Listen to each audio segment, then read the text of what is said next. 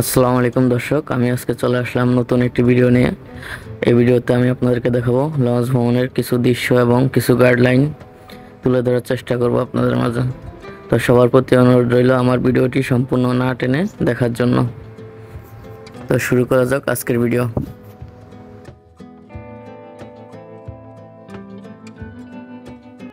আসসালামু আলাইকুম দর্শক, আমি চলে আসলাম ভোলা জেলার লালমোহন উপজেলার নাজিরপুর লঞ্চ ঘাটে। আমি এখান থেকে আজকে ঢাকার উদ্দেশ্যে রওনা হয়ে যাব লঞ্চে। আমি আজকে যাব গলুরব শ্রীনগর 8 নামের এই লঞ্চে। তো আমাদের লঞ্চ চলতে শুরু করলো ঢাকার উদ্দেশ্যে। আমরাও ঘুরে ঘুরে নদীর দৃশ্য দেখছি এবং উপভোগ করছি। খুব মনোরম দৃশ্য, যা না দেখলে বোঝার উপায় বা সাধ্য নেই। মহান আল্লাহ তাআলা এত সুন্দর করে সৃষ্টি করেছে এই পৃথিবী, যার অর্ধেকটাই পানি। এই পানির উপর দিয়ে চলছে আমাদের লঞ্চ। খুব মনোরম এবং দৃষ্টিনন্দন দৃশ্য আমরা দেখছি এবং উপভোগ করছি। যারা লঞ্চে জার্নি করেন তারাই শুধু একমাত্র উপভোগ করতে পারে এই দৃশ্য।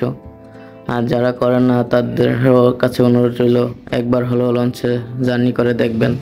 আমরা এখানে দেখতে পাচ্ছি দর্শক, লঞ্চের খাবার রান্না করা হচ্ছে। এখানে ডাল রান্না করা হচ্ছে। এখানে আমরা দেখতে পাচ্ছি কি যেন একটা মশলা দেওয়া হচ্ছে ডালে।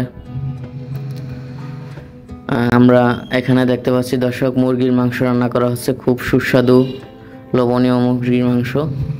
লঞ্চের খাবার খুব সুস্বাদু হয়, এটা যারা নিয়মিত লঞ্চে যাত্রা করেন তারা সবাই জানেন। এখানে লঞ্চের ক্যান্টিনে খাওয়া দাওয়া করা হয়।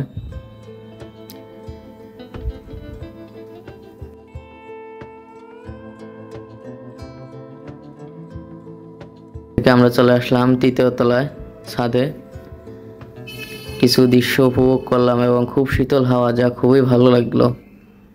এখানে আমরা দেখতে দেখতে চলে আসলাম দেবীচর লঞ্চ ঘাটে। এখান থেকে কিছু যাত্রী উঠবে, ওঠার পর আবার লঞ্চ ছেড়ে দিবে তার গন্তব্যে ঢাকার উদ্দেশ্যে।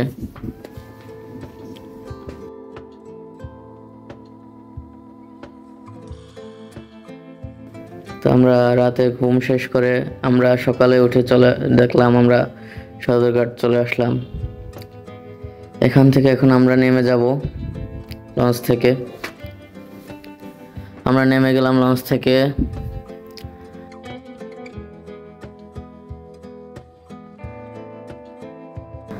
যারা আমার ভিডিওর এই পর্যন্ত শেষ পর্যন্ত ছিলেন তাদের সকলকে অনেক ধন্যবাদ এবং সবার কাছে অনুরোধ রইল আমার চ্যানেলটি সাবস্ক্রাইব করে আমার পাশেই থাকবেন। আসসালামু আলাইকুম।